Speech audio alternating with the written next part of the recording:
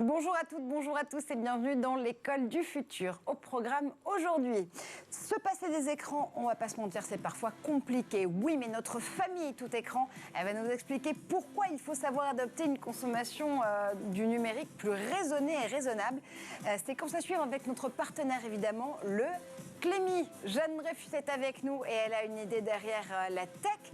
Aujourd'hui d'ailleurs, tu vas nous parler d'auteurs qui écrivent d'une façon un peu particulière puisqu'ils créent des romans main dans la main avec des intelligences artificielles. Eh bien oui Marjorie, aujourd'hui les écrivains ils peuvent totalement coécrire un roman avec une IA nommée GPT-3.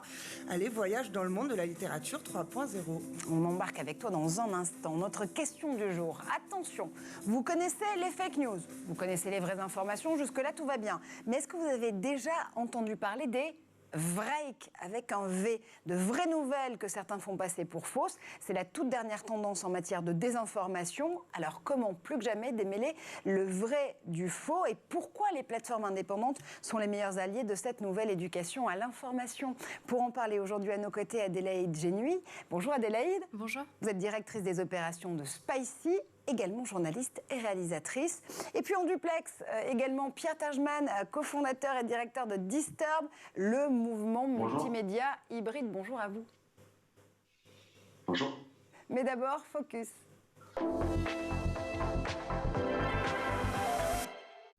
Lever le nez de son téléphone, ça a du bon, mais c'est pas toujours facile. Alors la famille tout écran a des conseils pour nous aider. Séquence éducation tout de suite avec le Clémy.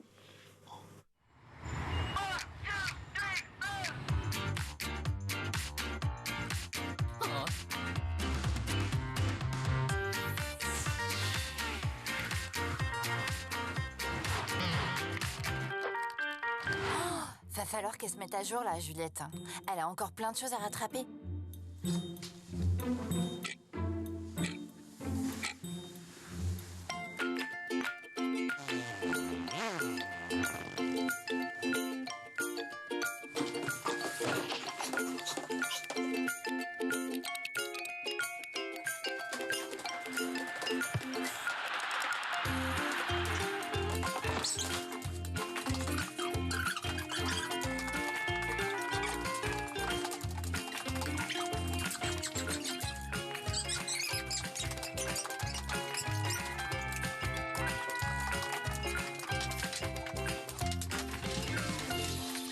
Moi j'adore mon petit rituel du matin. 5 minutes sur les réseaux sociaux et c'est bon, je suis à jour. Bon, on fait quoi aujourd'hui? C'est comme ça qu'on ne voit pas Juliette de la journée. Parce que nous utiliser à forte dose, nous les écrans, on va pas se mentir, ça isole les enfants, ça perturbe le sommeil et je ne vous parle même pas des effets sur l'attention à l'école. Allez, je peux très bien m'en passer.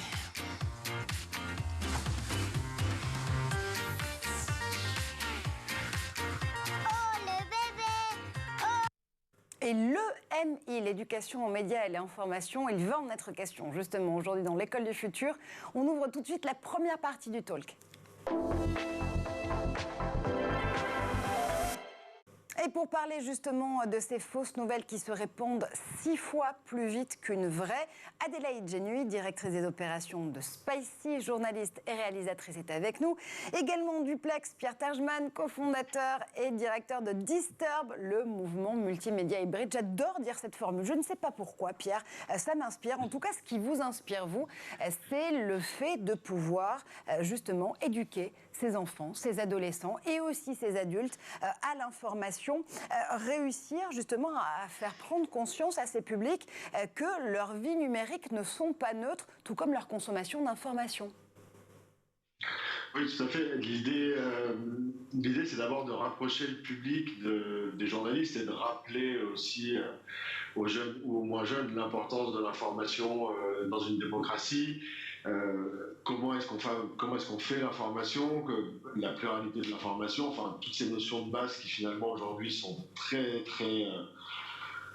c'est vraiment plus clair j'ai l'impression que c'est plus clair pour les gens, et puis aussi ramener les gens vers plus de confiance envers les journalistes. Je pense que de ce côté-là, nous aussi, on a à se remettre en question et à avoir une pratique de l'information qui est différente. Et donc nous, on essaye, en plus de ramener toutes ces bases de donner les outils pour s'informer différemment et pour s'informer en étant sûr d'avoir une information de qualité et vérifiée. Et c'est justement aussi ce qui vous anime, Adélaïde, avec Spicy et plus particulièrement Spicy Éducation, qui est une nouvelle plateforme, si j'ose dire, que vous avez déployée depuis 1 an maintenant, pour pouvoir regrouper notamment tous vos contenus éducatifs, mais pas que. On y trouve beaucoup de choses sur Spicy Educ, à la fois les titres phares de Spicy, notamment Conspi Hunter, qui a été le documentaire de Thomas Huchon, qui a notamment beaucoup fait parler de lui et de Spicy au début du lancement de la plateforme. Il y a aussi des fiches pédagogiques, il y a aussi des quiz, il y a aussi des programmes courts. Là aussi, comme le disait Pierre, il faut plus que jamais réussir à faire prendre conscience à ces enfants que ce sont des futurs consommateurs d'infos et que l'info n'est pas neutre. Oui, exactement. Et surtout, je me permets de revenir sur ce point parce que c'est important. Nous, on met vraiment à disposition notre savoir-faire des enseignants. C'est-à-dire que toutes les vidéos qu'on a réalisées chez Spicy et qu'on réalise encore pour Spicy Edu, parce qu'il y a aussi des petits formats courts qui ont été réalisés uniquement pour le volet éducation de Spicy, c'est vraiment une mise à disposition des enseignants pour que les enseignants aient les clés pour apprendre à leurs élèves à aiguiser leur esprit critique. C'est ça qui est très important aujourd'hui. En fait, on ne va pas mettre à disposition ces vidéos des élèves, on les met à disposition des enseignants et eux, ils vont élaborer des séances pour leurs élèves et leur permettre de retenir telle ou telle clé, tel ou tel outil pour qu'ils puissent aiguiser leur esprit critique, éviter les pièges du mensonge en ligne, etc. Ça devient un outil pédagogique en soi. Exactement, c'est une ressource numérique. En fait, qu'on met à disposition du coup des établissements scolaires, des bibliothèques, mais pas que, des centres de formation. En fait, on s'est rendu compte aujourd'hui que les documentalistes, les enseignants manquaient de ressources vidéo et parfois se sentent un peu démunis par une fake news, par exemple, qu'un élève peut relayer, a vu passer sur les réseaux sociaux grâce à un influenceur ou à une vidéo YouTube ou quoi que ce soit. Et en fait, ils ont besoin que les enseignants leur montrent aussi des vidéos qui expliquent, qui donnent vraiment des outils pour se repérer dans ce grand bassin qui est l'information et les réseaux sociaux, là où il y a énormément de fake news et où c'est très difficile de démêler le vrai du faux. Et ce qui est intéressant d'ailleurs, parce qu'on le voit dans les études, notamment sur la consommation numérique des plus jeunes, des ados en particulier, le média vidéo prend une part extrêmement importante dans leurs activités numériques quotidiennes. Finalement, j'allais dire soigner le mal par le mal, c'était pas forcément la bonne expression, mais leur donner justement de la vidéo vérifiée, qui peut les informer, qui leur permet aussi de déconstruire ces mécanismes, notamment de théorie du complot, c'est essentiel. C'était très important pour nous. En fait, nous, donc Spicy, pour ceux qui ne connaissent pas, on est une plateforme de streaming, donc une plateforme par abonnement de vidéos, un peu comme Netflix, OCS ou autre. Et quand on a créé du coup ce volet éducation, Spicy Educ, l'idée c'était d'informer, de donner des outils aux jeunes, mais grâce à un outil qu'ils connaissent, à savoir une plateforme de streaming. Et en fait, cette ressource numérique Spicy Educ, c'est une plateforme de streaming en soi. Donc les jeunes vont aimer consommer ces vidéos. Et exactement, aujourd'hui, ils se nourrissent de vidéos, que ce soit sur les réseaux sociaux, que ce soit sur YouTube. Et du coup, de leur donner cette plateforme, de leur mettre à disposition cette plateforme, ça va leur parler. Et eux, ils vont aimer ça. C'est ça qui est chouette. Pierre, Disturb vient d'une culture d'information peut-être un peu différente de l'image notamment, mais de l'image photo. L'idée dans vos activités, vos actions d'EMI, d'éducation aux médias et à l'information, c'est de vous rendre directement dans les écoles, mais aussi dans la rue. Vous investissez l'espace public pour mieux le protéger, si j'ose dire. Oui, nous on a essayé dès le départ d'utiliser l'espace public comme pôle de diffusion en fait, en prenant comme idée que le plus grand réseau social finalement c'est la rue, c'est là où il y a le plus d'interactions et nous l'idée était de faire de l'information vérifiée à partir de photojournalisme, à partir de photographies faites par des photojournalistes avec des légendes vérifiées et qui permettent aux gens qui nous permettent de les informer, un peu comme la publicité le fait dans la rue toute la journée. Donc sur cette base-là, après on a développé évidemment des outils pédagogiques qui sont eux aussi utilisés par les CDI, par les professeurs, qui utilisent ces kits pédagogiques pour quand on ne peut pas assister en physique. Et quand on assiste en physique, c'est des interventions de 2 heures qu'on fait avec les élèves, où c'est vraiment un photojournaliste qui vient et qui explique son travail, qui explique la manière dont il le pratique, les différents journaux avec lesquels il peut travailler, qui va aussi bien réexpliquer les règles du journalisme, c'est-à-dire que les règles qui définissent l'éthique et qui font que le public, l'audience va avoir après une information vérifiée. Puis à la fin de l'intervention, on va coller dans l'école un poster d'une photo que les élèves peuvent choisir sur notre site où on a un open source dédié à l'éducation. Et donc les élèves choisissent une image, ensuite ils vont la coller tous ensemble dans la cour de récréation, ce qui permet de toucher les 35 ou 40 élèves qu'on a en face à face dans la classe, mais aussi de toucher plus largement le public du collège et du lycée en créant un dialogue dans la cour autour de cette image. Et vous le disiez, vraiment la rue et l'espace public, c'est le meilleur réseau social s'il en est. Ces actions justement auprès du public scolaire notamment, Pierre, vous les avez démarrées il y a 6 ans. Depuis, c'est plus d'une centaine d'établissements scolaires qui ont pu bénéficier justement de ces ateliers. Des milliers d'élèves en France, mais pas que, à l'étranger aussi, aux États-Unis et en Belgique. En 6 ans, vous avez vu justement ces adolescents évoluer dans leur rapport à la consommation d'infos.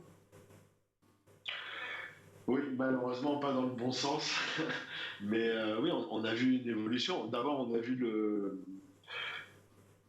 fait que les jeunes, enfin, c'est pas je vais pas faire de généralité ou quoi que ce soit, mais on se rend bien compte que ce type de public-là lit de moins en moins et va être beaucoup plus attaché à une vidéo, comme vous disiez. Donc ça, c'est déjà un problème. Ensuite, le deuxième, c'est le manque de confiance envers les journalistes. Et le troisième, c'est aussi les messagers de ces fausses informations. Nous, dès le départ, on a considéré que le messager, entre guillemets, était aussi important que le message, notamment quand il est question de faire passer des messages à caractère vraiment sociétaux ou autres, mais aussi dans les fake news. Et on voit aujourd'hui que malheureusement, même parfois... à leur insu, des célébrités ou ce qu'on peut appeler des influenceurs ou même des stars vont relayer des fausses informations et qui là aussi vont être crues et malheureusement on ne peut pas faire grand-chose contre ça. Donc voilà, on essaye aussi de trouver comment faire passer l'information de la meilleure manière. C'est vrai, Adélaïde, qu'on voit aussi cette mutation littéralement du process de partage de l'information. Pierre le décrivait il y a un instant, qui a beaucoup évolué aujourd'hui aussi avec une stratégie d'influence. Il y a parfois un fine-tuning, si j'ose dire, à faire auprès de ces enfants et de ces adolescents pour leur expliquer que c'est pas parce qu'on aurait de l'empathie envers une personne, fût-elle influenceur ou influenceuse, qu'il faut la croire. Totalement. Alors nous, on a créé des ressources vidéo sur cette thématique-là, justement pour leur donner des clés, leur dire, voilà, c'est pas parce que votre influenceuse préférée, en qui vous avez confiance, vous dit que cette info est vraie et la relaie, qu'elle est vraie. Donc l'idée, c'est vraiment de leur dire, attention, une information, même si elle est répétée par quelqu'un d'influent, elle doit être sourcée, elle doit être contextualisée. Ça, c'est très important. Et c'est vraiment ce qu'on met en avant dans nos ressources vidéo pour qu'ils aient vraiment des clés, en fait, et qu'ils puissent se dire en regardant une vidéo, ah ok, c'est mon influenceuse préférée qui va relayer ça, mais attention, est-ce qu'il y a une source, d'où elle tire cette info, est-ce que c'est contextualisé, etc. Et ça marche, vous voyez vraiment la différence auprès de ces ados quand il s'agit ensuite de pouvoir revérifier notre info. On a des très bons retours des enseignants qui nous disent exactement, on a nos élèves qui nous ont dit, ah madame, monsieur, j'ai vu passer telle info, mais je me suis dit qu'il fallait faire attention. Bien sûr, on se rend compte que ça a un réel impact. Et il y a aussi des ressources très intéressantes là aussi sur le fonctionnement du cerveau, parce que c'est vrai que si on n'explique pas exactement ce qui se passe dans notre cerveau, dans nos émotions, dans comment est-ce que le cerveau peut parfois se faire tromper par une information qui peut lui sembler vraie, avoir toutes les caractéristiques de la véritable information, mais en réalité se retourner contre son émetteur et se rendre compte qu'elle est fausse, forcément, ça ne risque pas de pouvoir avancer. C'était important pour vous aussi de repasser par les neurosciences pour pouvoir décrypter ces phénomènes, Adélaïde? Bien sûr. En fait, Spicy Educ, notre ressource numérique, pour ceux qui se rendront dessus, vous pouvez voir, est organisée en plusieurs parcours pédagogiques, et on a développé notamment tout un parcours pédagogique sur le cerveau ami ou ennemi. En fait, alors, il va y avoir beaucoup de contenu sur les biais et cognitif, par exemple. Mais c'est vrai que c'était très important d'expliquer aux élèves, attention, parfois, on a tellement envie d'y croire parce que ça nous arrange bien qu'on se dit que cette info, eh ben oui, elle est vraie. Mais non, en fait, il faut faire très attention. Notre cerveau nous joue beaucoup de tours et c'est important de leur expliquer ça, oui, totalement. Cette envie d'y croire, Pierre, parfois, est-ce qu'elle peut aussi amener certains ados ou grands adolescents, certains adultes, tiens, à là aussi se laisser berner par des fausses informations? Je crois que vous avez décidé récemment d'aller aussi porter ces ateliers et ces actions d'éducation aux médias vers un public plus adulte. Oui, on se rend compte qu'il y a un vrai besoin au niveau des collégiens et des lycéens sur la pratique de l'information, mais surtout sur le grand public. Aujourd'hui, la défiance envers la presse chez les 25-40 ans explose. Et donc, on a décidé de se réaccaparer une fois de plus la rue pour là lancer une grande campagne et d'information, mais d'information autour de l'actualité et des grandes thématiques comme on a l'habitude de le faire, mais aussi une campagne d'information sur comment s'informer, sur la place de l'information dans la démocratie, puisqu'une fois de plus, on pense que c'est très important de remettre un peu au milieu la place de l'information dans la démocratie comme un point d'entrée pour faire comprendre aux gens l'importance aussi d'avoir du journalisme de qualité, et avec toute une campagne de rue pour réexpliquer aux gens pourquoi s'informer et aussi comment s'informer avec un guide des meilleures pratiques. Absolument. Et ce qui est intéressant aussi dans votre démarche, c'est le fait de replacer, j'allais quasiment vous paraphraser, l'église au milieu du village, mais c'est un peu ça, l'information au milieu du processus démocratique. Se dire que, en effet, il faut plus que jamais défendre, et je fais appel à la casquette de journaliste de vous deux, Pierre et Adélaïde, puisque vous continuez à enquêter et à réaliser par ailleurs, au-delà des activités que vous avez sur Spicy et Disturb. C'est important d'expliquer aux gens comment on fait son métier, aux lecteurs, aux internautes, aux audiences, aux téléspectateurs et téléspectatrices, et surtout de retrouver ce lien de confiance qu'on a perdu, qui s'est distendu, Adélaïde. Oui, je pense que c'est très important, notamment pour Spicy Edu, que j'ai réalisé une petite série. Alors c'est pour des collégiens, mais ça s'appelle L'info, comment ça marche, et c'est très important de leur montrer parce que la défiance qu'ils ont envers les journalistes, elle est grandissante, on n'arrête pas de l'observer tout le temps, mais c'est très important de leur montrer que oui, tout le monde peut raconter de l'info aujourd'hui sur les réseaux, tout le monde peut faire de l'info, entre guillemets, mais le journaliste, il a quand même un rôle particulier. Déjà, il a une carte de presse, donc il peut avoir accès à certaines choses que les autres ne peuvent pas avoir accès, donc il va avoir accès vraiment à une conférence, être sur place, il va chercher l'info, ça c'est très important de leur dire. Et puis surtout, il va recouper ses sources, il va croiser ses sources, il va en avoir plusieurs. Et tout ça, c'est vraiment des points qu'il faut leur dire, leur montrer que oui, tout le monde peut faire de l'info, mais tout le monde n'est pas journaliste aujourd'hui. Et ils le comprennent bien grâce à des petits contenus comme ça. Et après, pour revenir à ce que Pierre disait sur aller dans la rue, etc., j'ai réalisé un documentaire sur la liberté de la presse cette année. Et c'est vrai que RSF le fait bien aussi, a fait une tournée en France pour justement renouer le dialogue un peu avec les Français. Et on se rend compte que ils ont une grosse défiance des journalistes, mais en fait, ils les connaissent pas forcément bien. Et c'est vrai que quand on va à la rencontre des Français, qu'on leur explique, etc., on se rend compte que ça renoue le dialogue et c'est important, je pense. Donc c'est une belle démarche. J'allais dire, je vais du coup énoncer une lapalissade, merci Jeanne, une lapalissade absolue, mais on a peur de ce qu'on ne connaît pas, donc c'est exactement ce que vous décriviez, Adélaïde. On a un sentiment de défiance vis-à-vis du travail journalistique parce qu'on ne le connaît pas tant que ça, Pierre. Oui, je pense qu'on ne le connaît pas. Les Français vivent avec le journalisme depuis maintenant bien longtemps. Je pense qu'il y a surtout un fantasme sur ce que sont les journalistes, sur leur prétendue interaction à contrôler le monde ou je ne sais pas trop quoi. Et il y a vraiment des fantasmes en fait autour des journalistes. Et il y a un autre problème que nous on voit souvent, c'est que les gens confondent quand même souvent l'éditorialiste ou le commentateur de l'actualité avec le journaliste qui est sur le terrain, qui, comme vous disiez à l'instant, vérifie son information, creuse ses sources et vient délivrer littéralement une information. Ce problème entre de plus vraiment comprendre qui est genre. Nous, souvent, les jeunes ils disent dans les collèges, les lycées, mais Cyril Hanouna, il est journaliste. Alors, ça fait un peu drôle, mais le problème, c'est que voilà, les gens ont du mal à comprendre en fait ce qu'est un journaliste, ce qu'est un média aussi, donc la définition du média en tant que tel, qu'est-ce qu'un média, qu'est-ce qu'un organe de presse, et ce fantasme sur les médias qui contrôlent, entre guillemets, le monde, ou qui contrôleraient, ou... c'est là où il est le problème, en fait.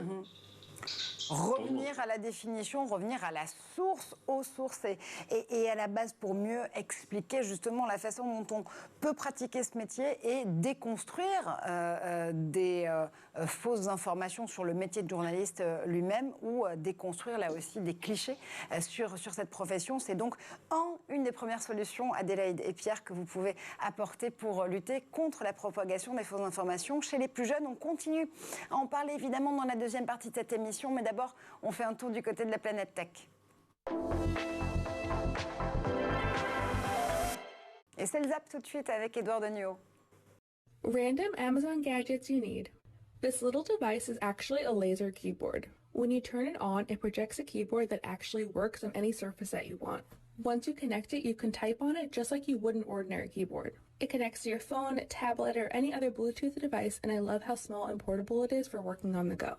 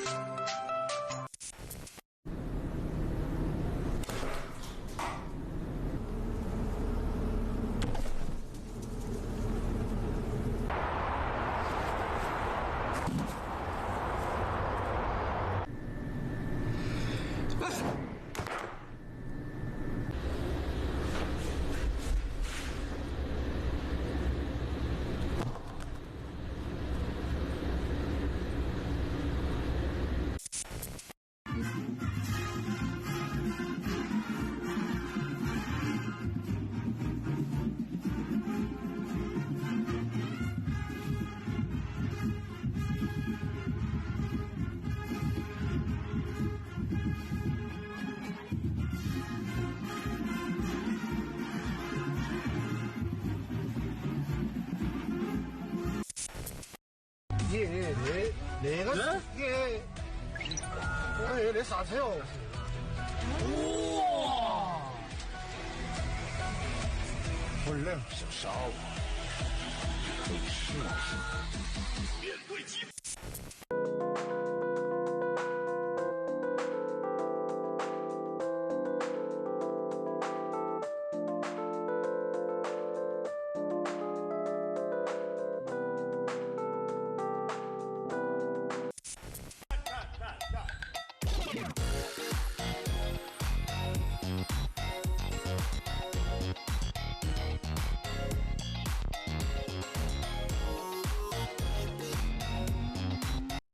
Ne faites pas ça chez vous, ce serait dommage.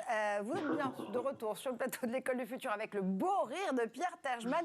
Pierre, vous faites bien justement de vous amuser de ces images parce que c'est celles que vous aidez notamment à déconstruire tous les jours sur cette plateforme, ce mouvement multimédia hybride Disturb, notamment avec vos actions en faveur de l'éducation aux médias et à l'information.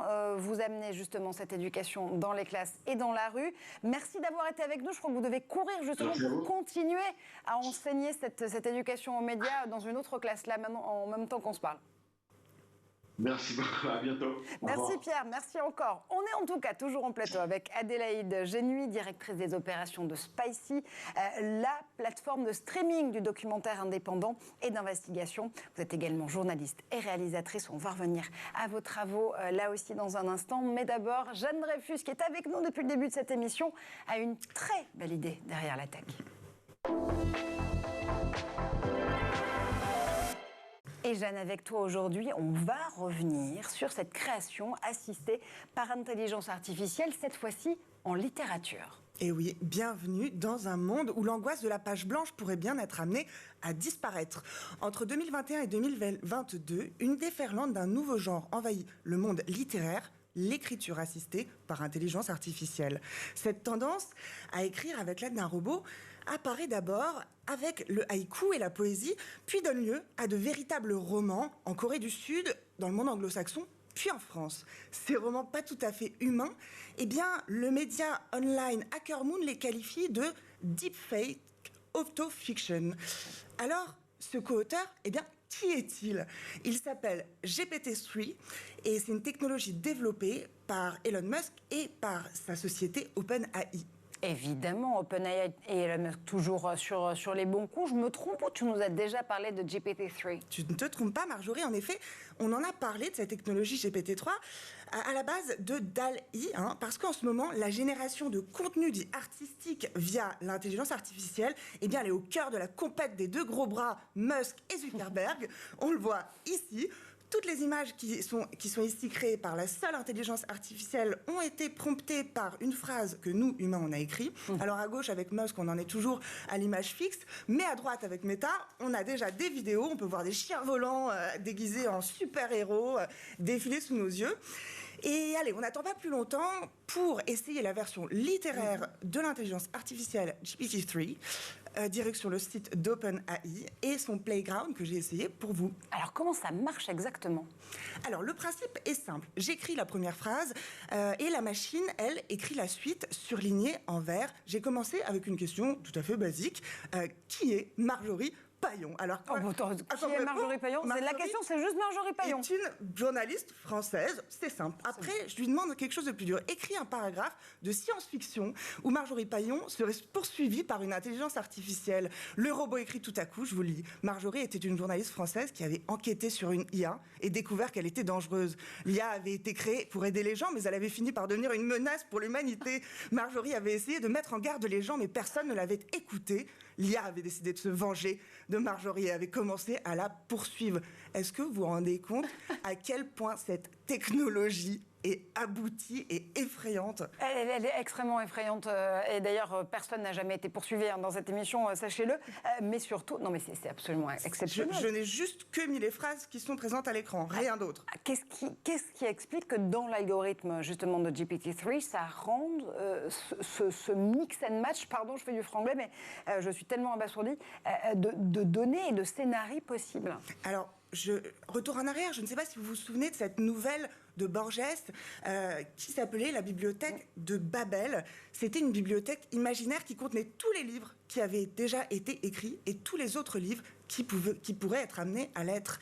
C'est ça, GPT-3. C'est des millions d'ouvrages recensés dans la machine, grâce auxquels elle calcule.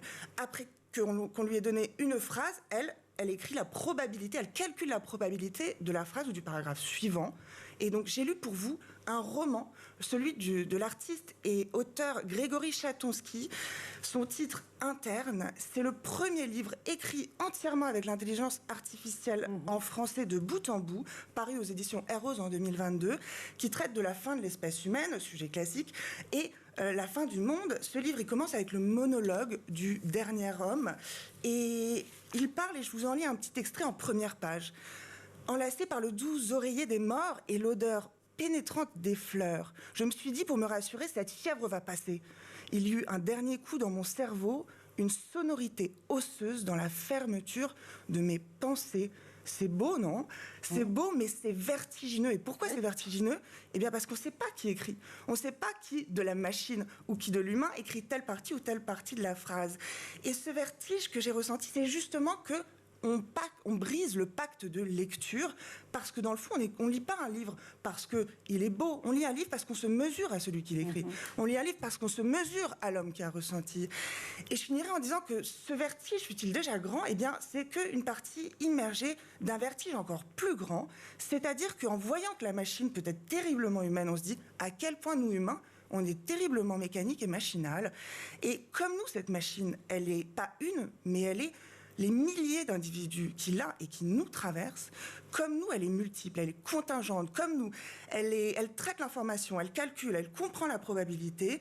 Et c'est là que ça nous retourne le cerveau. C'est en battant comme plâtre l'idée de notre subjectivité sacrée, notre individualité sacrée. C'est là, je pense, un malaise et un vertige qui nous concernent, nous et notre époque en entier. On a le vertige avec toi, Jeanne.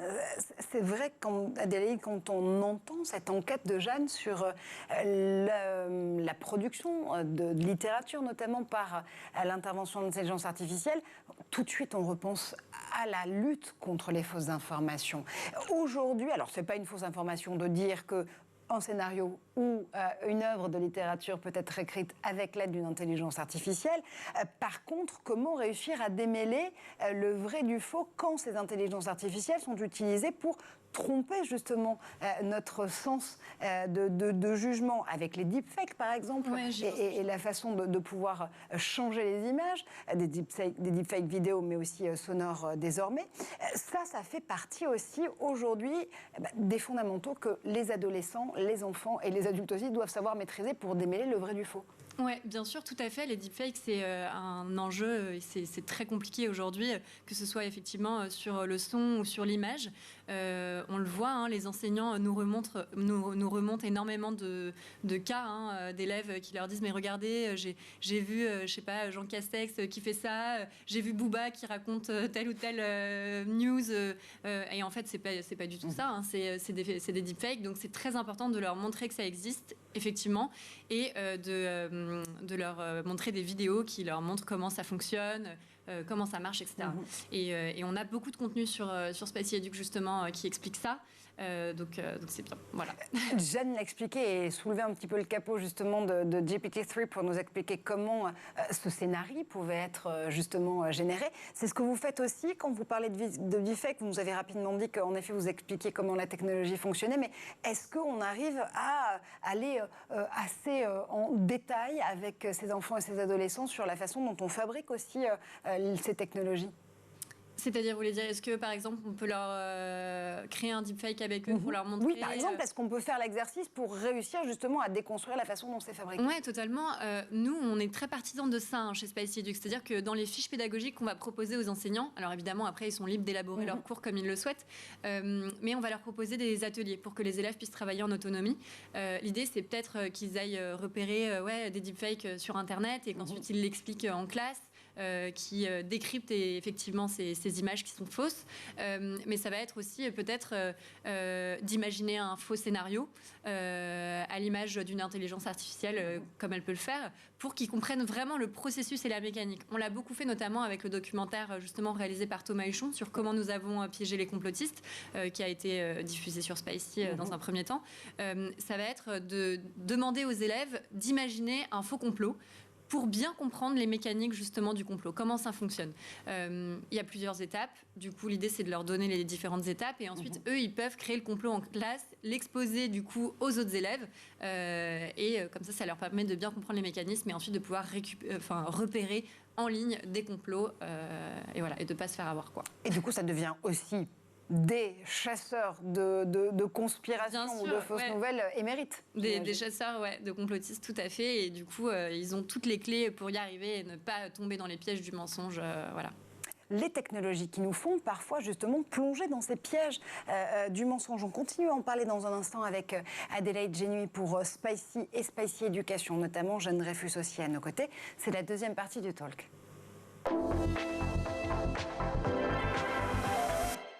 Et on va rouvrir cette conversation avec des technologies qui sont peut-être un petit peu moins fantasmagoriques que l'intelligence artificielle ne peut l'être, mais avec en tout cas une vraie info puisqu'elle vient de l'agence Even. Vous le savez, on recevait Emmanuel Berne, le directeur des études, il y a quelques jours ici sur ce plateau. 7e édition de Born Social, leur étude sur les vies numériques des moins de 13 ans. Et malgré l'interdiction aux moins de 13 ans d'avoir un compte sur les réseaux sociaux, et bam, 87% d'entre eux utilisent régulièrement au moins une application sociale, Snapchat, TikTok et Instagram, qui arrivent dans le tiercé gagnant. Adélaïde, est-ce que c'est naïf de se dire qu'on peut arriver à lutter contre les fausses informations avec l'aide justement de ces plateformes et de ces applications sociales ? Alors, je ne sais pas si c'est naïf, mais en tout cas, on l'espère. On aimerait bien qu'ils s'impliquent plus, que l'idée, ce soit de vraiment réguler ces réseaux sociaux. C'est ça, nous, les messages qu'on véhicule chez Spicy et chez Spicy Educ. L'idée, c'est que vraiment... On ne peut pas interdire en fait ces jeunes de moins de 13 ans d'aller sur les réseaux sociaux. Ils vont le faire quoi qu'il arrive. Donc l'idée c'est vraiment de leur apprendre à les utiliser. Et si les plateformes, les réseaux sociaux etc. se mettent à le faire aussi et que tout le monde travaille main dans la main, ça peut être bien. Ouais. Et c'est pas naïf de penser que ça peut être possible, je pense pas. Et pourtant, selon les données du Cube aussi, une structure qu'on connaît bien ici dans l'école du futur, structure de création numérique d'Issy-les-Moulineaux, 8% des élèves estiment que les fake news constituent des menaces principales sur les réseaux sociaux, alors qu'ils sont 70% à le penser pour le cyberharcèlement ou encore l'addiction. Ils ne se rendent pas compte, ces enfants, de la dangerosité des fausses informations et de ses impacts dans la vie réelle. Non, je pense pas. Je pense qu'ils s'en rendent pas compte et qu'ils sont particulièrement perméables à toutes ces fake news, beaucoup plus qu'un adulte qui a déjà une expérience, a déjà un esprit critique plus ou moins aiguisé, etc. Donc l'idée, c'est vraiment de leur faire prendre conscience que oui, en fait, les fake news, la haine en ligne, etc., ça peut conduire à la violence dans la vraie vie. C'est hyper important. Et d'ailleurs, on l'a vu avec Samuel Paty. Donc vraiment, il faut leur donner ces clés, il faut leur expliquer que même si ça reste virtuel, même si ça reste en ligne, c'est quelque chose qui peut ensuite se produire dans la vraie vie et être dangereux. C'est du très concret et en effet, les effets induits sont immédiats. Et il y a notamment un projet que vous avez lancé en juillet 2022 avec Spatie Éducation, ça s'appelle Bien à l'école. Une action menée notamment avec l'Éducation nationale, la Banque des territoires, parce que vous avez remporté l'appel à manifestation d'intérêt innovation dans une forme scolaire pour lutter contre le décrochage scolaire cette fois-ci. C'est un projet qui est déjà validé, qui va aider, je crois, près de 500 000 élèves en 2023 sur plusieurs territoires, 8 académies exactement. Oui, totalement. On est très fiers d'avoir remporté cet appel à manifestation. Innovation dans la forme scolaire, du coup, on a proposé, en fait, on est accrédité à une association qui s'appelle EdTech France, qui aide beaucoup d'EdTech, donc des startups dans l'éducation et le numérique à se développer. Et en fait, on s'est dit pourquoi pas, au lieu d'avancer tout seul, pour une fois, de créer un consortium avec d'autres ressources numériques. Alors, très différentes, il y a beaucoup de choses, mais on a tous des synergies communes. Et du coup, l'idée, c'était vraiment de mettre en commun toutes nos énergies, toute notre volonté au service des élèves, des étudiants, des établissements scolaires. Et effectivement, avant de postuler à cette AMI, on appelle ça, on a embarqué avec nous 8 académies. Et donc, on va pouvoir travailler, c'est un projet sur 5 ans, pour lutter contre le décrochage scolaire. Alors effectivement, la lutte contre la désinformation, l'éducation aux médias, ça en fait partie, parce que ça peut enfermer des élèves, les réseaux sociaux, dans des bulles d'opinion, et ensuite, effectivement, les impacter sur justement leur progression au sein de l'école. Donc c'est très important de, encore une fois, les aider à aiguiser leur esprit critique, s'ouvrir aux autres, s'ouvrir au monde, etc. et pas rester enfermés dans une même idée. Raccrocher avec l'information, c'est aussi raccrocher avec l'école. Ces 8 académies qui adhèrent justement à cette opération Bien à l'école, c'est Lyon, La Réunion, la Guyane, la Martinique, Aix-Marseille, Orléans, Tours, Mayotte et la Guadeloupe. On investit vraiment le territoire dans toutes ces dimensions. C'est important là aussi de tisser ce pont permanent avec l'école. Encore une fois, Spatie Éducation, l'idée de l'initiative avant tout, c'est de mettre ces outils dans les mains des enseignants et des enseignantes, que ça passe par leur médiation pour que cette éducation aux médias se fasse de façon beaucoup plus... qu'il y ait plus de porosité, en fait, dans l'éducation aux médias. Exactement. En fait, ce que nous, on avait envie avec Spatie Éduc, c'était de mettre à disposition donc, ces vidéos pour que les enseignants se sentent maîtres de leur propre séance. C'est eux les super-héros de l'éducation. C'est eux qui vont aller parler devant les élèves, qui sont sur le terrain. Et nous, on a vraiment envie de leur donner ces ressources vidéo pour qu'ils puissent s'approprier leurs cours, élaborer leurs séances et se sentir à l'aise, en fait, sur ces sujets qui ne sont pas évidents et qui sont toujours ça évolue tout le temps en fait, c'est-à-dire que TikTok c'est un peu compliqué à comprendre même pour des jeunes, Snapchat aussi, et donc là de montrer que eux ils savent, que eux ils ont les ressources vidéo auprès des élèves et pas forcément faire intervenir un intervenant à chaque fois dans leur classe. Eh bien, ça va les aider à se sentir plus proches des élèves et les élèves vont avoir peut-être plus confiance en l'enseignant et prendre le sujet plus à cœur, etc. On voyait aussi dans une étude précédente, notamment d'une des sociétés d'antivirus Kaspersky pour pas la citer, qu'il y avait parfois auprès des enfants un déficit, non pas d'attention, mais plutôt de crédit qu'ils apportaient à certains adultes référents quant aux conseils qu'ils pouvaient avoir sur leur vie en ligne, et notamment les enseignants, enseignantes et les adultes référents qui étaient extrêmement bas dans le top 10 des adultes auxquels ils pouvaient faire confiance pour leur vie en ligne. Ça veut dire quoi? Ça veut dire qu'on redonne aussi de l'assurance à ces enseignants, ces enseignantes sur leur maîtrise technologique? Ouais, totalement. On leur donne de l'assurance, on leur donne les outils. Eux, ils peuvent s'en saisir et ensuite élaborer les séances comme ils l'entendent. Et vraiment, je pense que c'est important parce que face aux élèves, ils se sentiront plus proches d'eux, plus au courant sur vraiment les différents réseaux sociaux qui puissent exister. Nous, on a des petites émissions où on va reprendre telle ou telle fake news de tel ou tel influenceur, influenceuse sur les réseaux, etc. Donc les élèves se diront « Ah tiens, il connaît machin, lui aussi il le suit, lui aussi il a vu passer ça, c'est pas un boomer qui connaît rien. » Non, pas du tout. Donc voilà, l'idée c'est vraiment de leur mettre à disposition tout ça pour qu'ils se sentent beaucoup plus à l'aise. Ouais, totalement. Quelle est la première question d'ailleurs que ces enseignants et enseignantes vous posent quand ils viennent chercher les outils de Spicy Education? Souvent, c'est combien on a de contenu, comment c'est organisé, est-ce qu'on a un petit guide pour prendre en main la plateforme, parce que c'est vrai que c'est bien de proposer un outil et une nouvelle ressource numérique, mais l'idée c'est aussi de les guider dans l'utilisation de cette plateforme. Donc on va proposer des webinaires en ligne par exemple, ou des petits tutos, des plaquettes pour qu'ils puissent prendre en main l'outil. Et voilà, et une fois qu'ils ont cet outil en main, c'est vraiment à eux de s'organiser. Ils veulent pas qu'on les remplace en fait. Et c'est totalement légitime. C'est eux qui sont sur place, qui sont sur le terrain. Donc l'idée c'est vraiment leur mettre à disposition et ils s'en servent comme ils l'entendent. C'est alors je vais dire self-service, l'expression n'est peut-être pas très bien trouvée, mais en tout cas des ressources pédagogiques pour pouvoir lutter contre ces fausses informations. Entre théorie du complot et fausses informations, d'ailleurs, est-ce qu'aujourd'hui une tendance plutôt négative a pris le pas sur l'autre ou pas forcément? Non, pas forcément. Je pense qu'une fausse information conduit évidemment à des grosses théories du complot qui derrière sont très difficiles ensuite à enlever du paysage de l'info, malheureusement. Mais non, les deux sont complémentaires, entre guillemets. Donc, Et puis attention à cette nouvelle tendance en matière de mésinformation et désinformation. Ça fait partie notamment des mots répertoriés par nos confrères de l'ADN, le Vreik avec un V. C'est pas des fake news, ce sont des vraies informations, mais qu'on fait passer pour fausses parce que ça ne nous arrange pas qu'elles soient vraies. Ça veut dire qu'aujourd'hui, on peut littéralement armer une vraie information pour la faire passer comme étant fake parce que cette version de la vérité ne nous arrange pas. Ouais, totalement, et ça c'est très grave, on le voit un peu... avec la guerre de la désinformation, l'actualité aujourd'hui, il y a des gouvernements qui vont effectivement faire passer des informations vraies pour des informations fausses. Tout ça, c'est très politique, mais malheureusement, ça existe et c'est quelque chose dont il faut avoir conscience. Ouais, totalement. L'information qui nourrit les citoyens de demain. Comment justement aider ces enfants, ces adolescents à démêler le vrai du faux pour pouvoir s'armer contre le monde qui les entoure? Adélaïde Génuy, vous le faites tous les jours justement sur Spicy Education.